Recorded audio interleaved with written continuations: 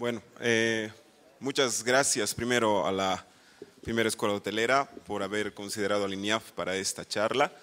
Y yo también personalmente quiero agradecerles por darme la oportunidad de dirigirme a un grupo de personas al que no estoy acostumbrado.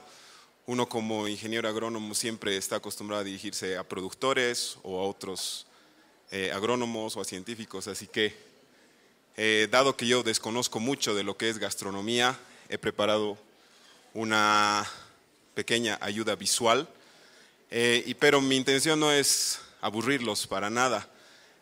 40 minutos es mucho para hacer una charla magistral, así que mi intención es que esto sea más que todo un va y viene, ¿no? Una conversación, así que si quieren interrumpirme con alguna pregunta, con algo que no esté claro, por favor, adelante. Si me apagan las luces. Bueno, primero voy a hacer un poco una presentación muy general de lo que hace el INIAF, el Instituto Nacional de Innovación Agropecuaria y Forestal, en lo que se refiere a recursos fitogenéticos, para después ir un poco aterrizando en lo que hacemos en el Chaco en particular. Y bueno, se me había indicado que el título de la charla, de la presentación, iba a ser maíz, cumanda y cucurbitáceas. Yo le he puesto leguminosas porque se me ha ocurrido hacer un poco más de énfasis también en el maní, que también existe una gran diversidad de maní en el Chaco. La siguiente, por favor. Bueno, primero que nada, para un poco ubicarnos en el tema, ¿qué son los recursos genéticos?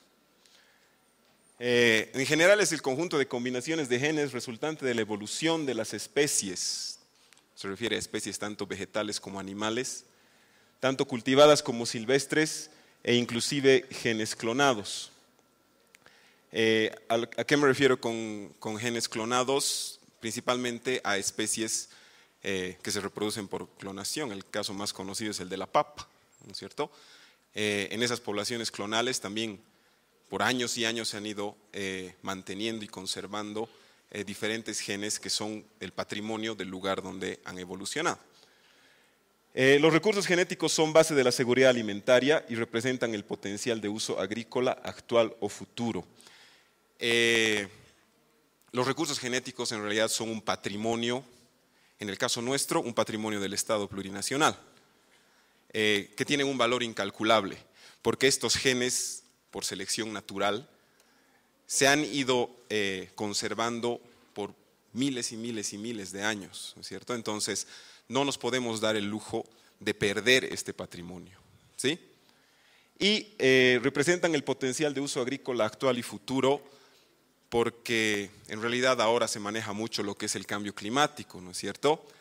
Y muchos de estos genes que están, digamos, escondidos en los recursos genéticos que tiene nuestro país, nos pueden ayudar a uno de los pilares que tienen que ver con la lucha, o bueno, no sé si decirlo la lucha, pero lo que se conoce como la adaptación al cambio climático, ¿no es cierto? Y es esto básicamente lo que tiene que ver con el trabajo del INIAF en lo que se refiere a recursos fitogenéticos. La siguiente, por favor. Bueno, las fotos son básicamente un poco de lo que va a tratar la charla, los recursos fitogenéticos de maíz, de los cuales nosotros como país y la región del Chaco en particular es muy diversa, así como de especies cucurbitáceas, ¿no? Primero voy a hacer una explicación un poco teórica de cuál es el concepto de conservación, que es la actividad principal que hace el INIAF en relación a los recursos genéticos, ¿sí? Creo que la mayoría tiene una idea somera de lo que significa conservar, ¿no es cierto? En lo que se refiere a recursos genéticos hay un primer concepto que es la conservación in situ. Sí, me da la siguiente, por favor. La conservación in situ se refiere a conservar el material genético en el lugar del cual es originario, ¿sí? Al conservar los recursos genéticos in situ, no solamente estamos conservando el material, digamos las plantas o los animales, ¿sí? También estamos conservando las relaciones que tiene este material con su entorno, ¿sí? Con la cultura del ser humano que ha conservado este recurso por mucho tiempo. Como en la anterior charla se mencionaba, el papel principal que juega el sábalo en la cultura del pueblo Huenayec es básicamente el mismo rol que juega la conservación in situ de maíz o de maní o de especies cucurbitáceas en el Chaco. La conservación in situ tiene esa ventaja, que se conserva también la relación que tienen estos recursos con el ambiente y la cultura del ser humano que habita en esos lugares. La siguiente, por favor. Una más.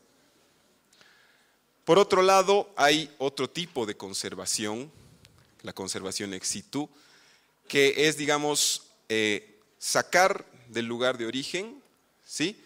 Y poner este material genético usualmente en bóvedas, ¿no es cierto?, donde se conserva en condiciones más seguras, porque la conservación in situ tiene el riesgo de que si hay algún fenómeno climático o alguna crisis política, ese material se puede perder, ¿no es cierto? Hay muchas ventajas en conservar el material genético in situ, pero también hay riesgos.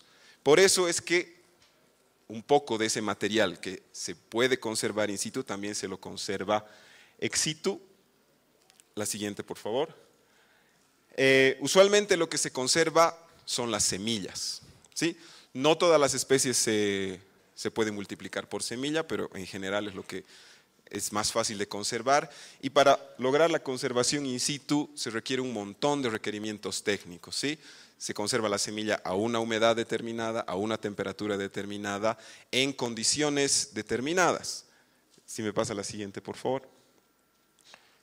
Hay toda una normativa internacional para tener estos bancos que se llaman para conservación ex situ, desde la infraestructura, el tipo de personal que tiene que manejar estas infraestructuras, hasta los frascos en los que se mantiene la semilla y la cantidad de semilla que mínimamente tiene que haber en estos bancos para que la conservación sea exitosa. La siguiente, por favor. Pero también podemos conservar, en el caso de que no podamos acceder a la semilla, sean especies que mayormente se propagan por otras formas vegetativas, un tipo de conservación ex situ, que significa fuera del lugar, pero en invernaderos o en macetas, ¿sí? Aquí estamos viendo la conservación ex situ, pero en planta, ¿no es cierto? O sea, no son las semillas, se están conservando las plantas fuera del lugar de origen. Esto es en la Estación Experimental de Toralapa. Entonces, básicamente a lo que se refiere ex situ simplemente es fuera del lugar de origen y en función de las condiciones, si es que es semilla o no. Sí, la siguiente, por favor. Una más. Bueno, ahora está muy de moda y en realidad es, digamos, lo que se va a ir haciendo de aquí hacia el futuro, un tipo especial de conservación ex situ, fuera del lugar de origen, pero aquí pueden ver que se requiere un poco más de infraestructura, ¿sí?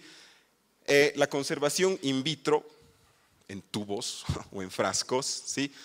Lo que hace es aprovechar la capacidad que tienen las células de los tejidos vegetales de regenerarse, de clonarse, si quieren, ¿sí? Y esta capacidad es aprovechada, la siguiente por favor, para que nosotros de cualquier parte de la planta podamos sembrar en un medio de cultivo nutritivo y poder conservar estas especies en condiciones muy controladas de luz, de humedad, de temperatura, pero en una menor cantidad de espacio, ¿sí? Pueden ver que aquí en un tubo de ensayo hay una plantita, ¿no? Entonces cada especie se puede conservar en un espacio muy reducido. Esto tiene ventajas y desventajas, al igual que la conservación in situ o la conservación ex situ. En semillas el costo es alto, pero se puede conservar mucha mayor cantidad de genes en un menor espacio y el tiempo para poder refrescar el material que se está conservando también se puede extender un poco más. La siguiente, por favor. Pueden ver que incluso aquí en la conservación in vitro ya se puede ir catalogando con números, ¿no es cierto?, todo el material que se está conservando. Este mismo sistema de catalogación se puede hacer tanto en frascos, en semillas, en macetas e inclusive in situ. La siguiente, por favor. Vamos a hablar mucho del término accesión, ¿sí? Básicamente el término de accesión se refiere a una muestra de un cultivar que se ha recolectado en un lugar y tiempo dado y que se mantiene como semilla o en forma vegetativa, ¿sí? Es decir, cada muestrita que sacamos de su lugar de origen para conservarla en un banco es una accesión que tiene que estar identificada por el lugar de origen, las coordenadas geográficas de las que ha sido recolectada, la persona que ha recolectado y un montón de información que hace que esta muestra sea única. ¿Sí? Entonces pueden ver aquí hay accesiones de maní, ¿sí? Que están conservadas como semilla, pero también, si no me equivoco, eso es duraznero, que está conservado in vitro. ¿Sí? Y obviamente el trabajo de catalogación, la siguiente por favor. La siguiente. Una más. Una más. El trabajo de catalogación es quizás la labor más importante que se hace rutinariamente en lo que se conoce como un banco de germoplasma. Un banco de germoplasma es este lugar donde se almacena este material para conservación de los recursos genéticos, ¿sí? Entonces, toda esta información que se recaba del material al recolectarlo, ¿sí? Se tiene que catalogar en una base de datos donde se lo codifica, se le pone la cantidad de material que tiene, ¿sí? La siguiente, por favor. Y se va armando una base de datos con toda la información que nos es útil, ¿sí? O sea, no se trata solamente de agarrar, recolectar y guardar. Nosotros tenemos que saber qué estamos guardando, ¿sí? Entonces, el trabajo que se hace todos los días en un banco de germoplasma y el trabajo que se hace en el INIAF es cada año seleccionar una población de todo este material, sembrarlo y describirlo, lo que nosotros conocemos como el proceso de caracterización, ¿sí? Al caracterizar una planta nosotros nos fijamos desde los detalles más, digamos, poco notorios como el tamaño de la hoja, la forma de la hoja, el color de la hoja, en el caso del maíz, el color del grano, la altura de la planta, la altura a la que se encuentra la mazorca, todo ese conjunto de datos se van tomando y se van vaciando a una base de datos, la siguiente por favor, la que idealmente después nos sirve, como cualquier base de datos, acceder a esa información de forma rápida, ¿cierto? Ahora mismo en el INIAF estamos trabajando en uniformizar todas las bases de datos que tenemos para que éstas puedan ser accedidas tanto por nosotros, por los investigadores en recursos genéticos, como por el público que necesite esa información, ¿sí? Entonces, el trabajo de un banco de germoplasma no simplemente es guardar, sino generar información y hacer que esta información sea disponible. La siguiente, por favor. Una más.